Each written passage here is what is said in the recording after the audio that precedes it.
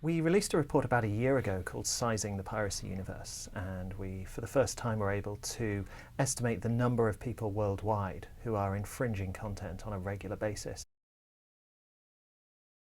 And as part of that, one of the major piracy ecosystems is Cyberlockers, large online centralized file hosting mechanisms.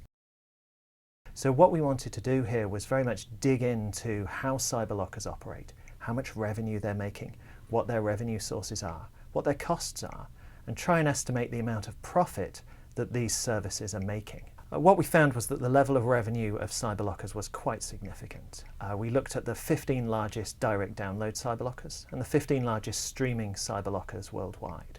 Well, we found that their level of revenue was $96 million per year across all 30 sites. Well, they're drawing in revenue from two main areas. One is premium accounts, where users pay to gain an enhanced service from the Cyberlocker. They pay to get faster downloads of the material that's there. They also bombard their users with advertising. So there's two main revenue sources there. But one of the major costs that they don't face, that legitimate services face, is of course paying for that content. If they're offering infringing downloads of films, television, music, games, software, but they're not licensing any of that material at all.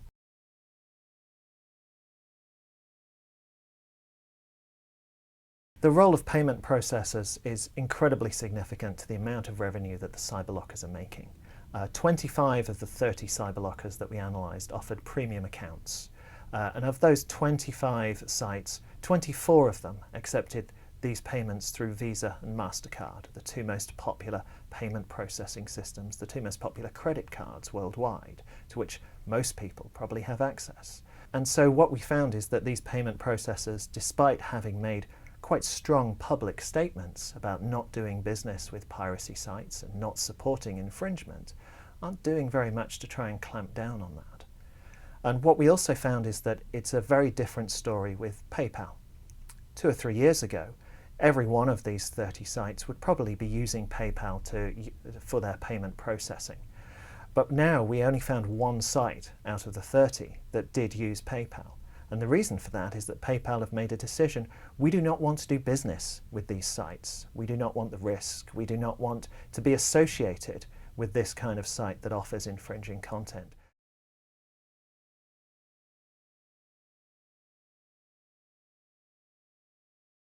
We found that around 50% of Cyberlockers were responsible for infecting users in some way with malware content. And other piracy sites had similar high levels of infection responsibility. So it's certainly a significant risk to start using some of these sites when they're making available malware infections.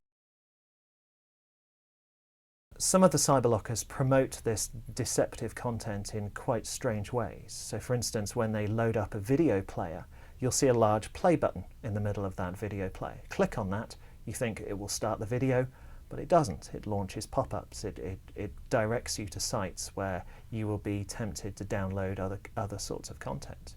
They'll also put warnings under particular video streams or other areas that says you must download a particular piece of software or you won't be able to view the video. These are fake warnings. The video player is just a standard flash video player that will play on any browser. But if you download this video codec or you download this Java plugin that they want you to update, you'll end up with a piece of software that you have no need of, but which the Cyberlocker is making money from through its installation.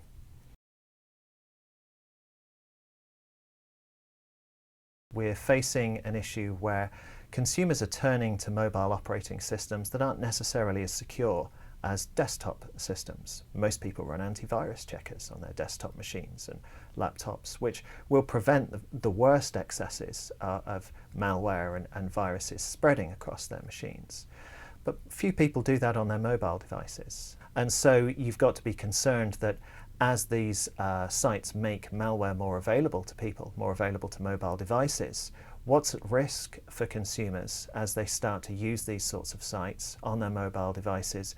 You know, their payment information, their personal information, their health information, all of that's stored on that device and could be accessed by something which gains control over the operating system. I think what the research shows is that consumers need to be extremely careful as they're moving themselves online. They need to make sure that when they're downloading something, when they're streaming a piece of content, they're doing it from a legitimate and respected site. You're not going to get a piece of malware browsing Netflix, but you are at high risk of doing so looking at a Cyberlocker or trying to stream a piece of content from a piracy site. For policymakers, we're concerned with the amount of freedom that the Cyberlockers and other piracy sites seem to have, both in being able to facilitate payments using some of the major payment processors in the world, and also being able to gain advertising from, at times, major brands online. So there are concerns there about how freely these sites, which are riven with infringement, are able to gain the services of respected and legitimate companies, both to process payments and to show their adverts.